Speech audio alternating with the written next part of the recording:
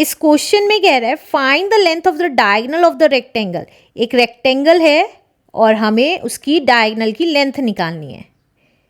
ये रेक्टेंगल है whose sides are 16 centimetre and 12 centimetre.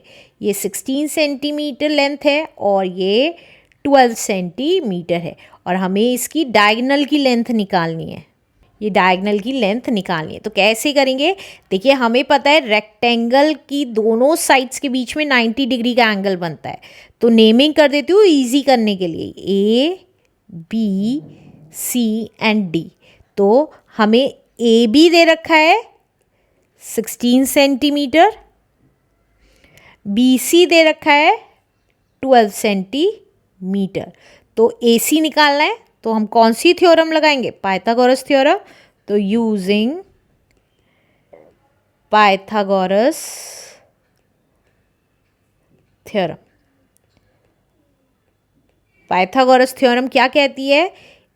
Diagonal का स्क्वायर कैसे निकलेगा? अदर टू साइड के स्क्वायर के सम के इक्वल होगा, राइट? तो ए बी कितना था? 16, तो 16 का स्क्वायर।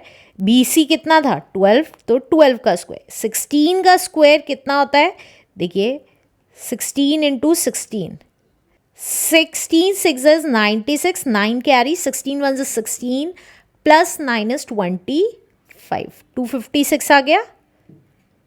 और 12 इंटू 12 हमें पता है 144 होता है, तो वो ए सी स्क्वायर कितना आ गया?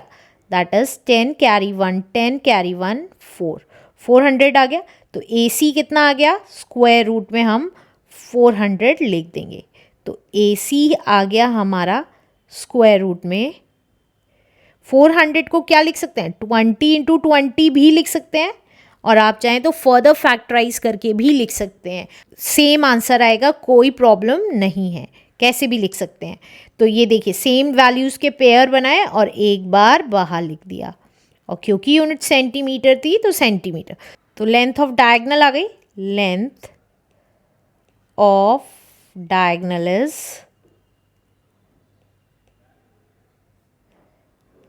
20 centimetre is the answer. Let's do next question now. इस क्वेश्चन में कह रहा है find the perimeter of the rectangle whose length is 40 centimetre and the perimeter is 41 centimetre. एक रेक्टेंगल है, उसकी लेंथ हमें 40 सेंटीमीटर दे रखी है और डायगोनल हमें 41 सेंटीमीटर दे रखी है।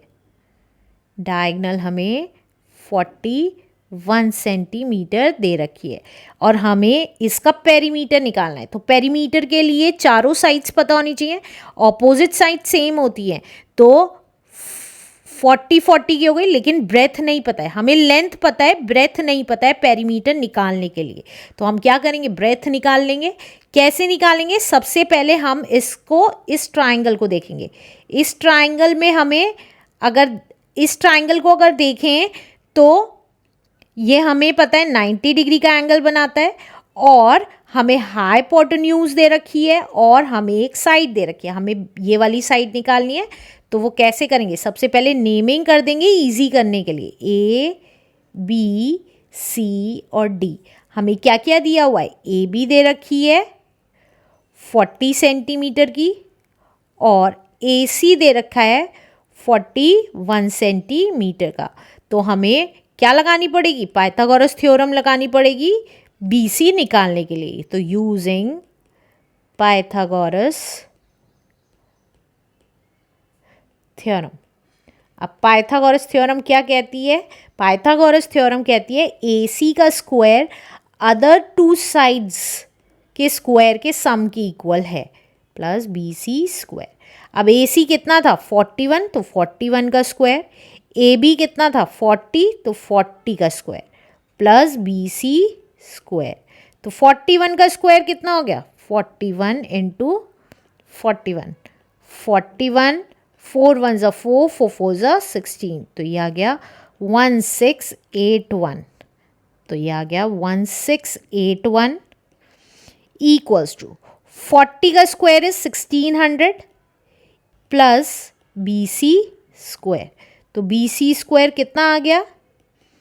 1681 अपनी जगह रहा और 1600 इधर आके माइनस का हो गया, तो 81 बच गया बी सी स्क्वायर। तो हम ये भी लिख सकते हैं बी सी स्क्वायर कितना आ गया, 81 आ गया। तो बी सी कितना आ जाएगा, स्क्वायर हटाएंगे स्क्वायर रूट लग जाएगा, तो बी सी आ जाएगा हमारा स्क्वायर रूट के अंदर। 81 को हम क्या लिख सकते हैं, 9 इंटू 9 भी लिख सकते हैं।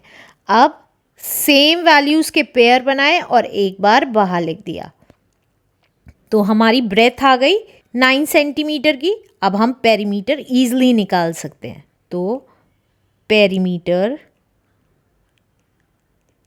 ऑफ रेक्टेंगल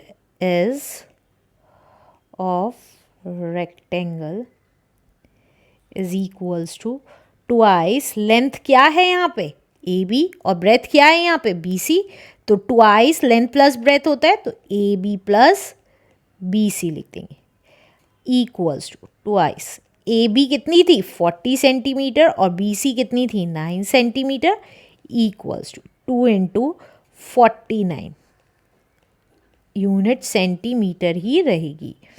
तो ये कितना आ गया, 2 9 से 18 कैरी 1, 2 4 से 8 and 9, 98 centimetre is the answer. Let's do next question now.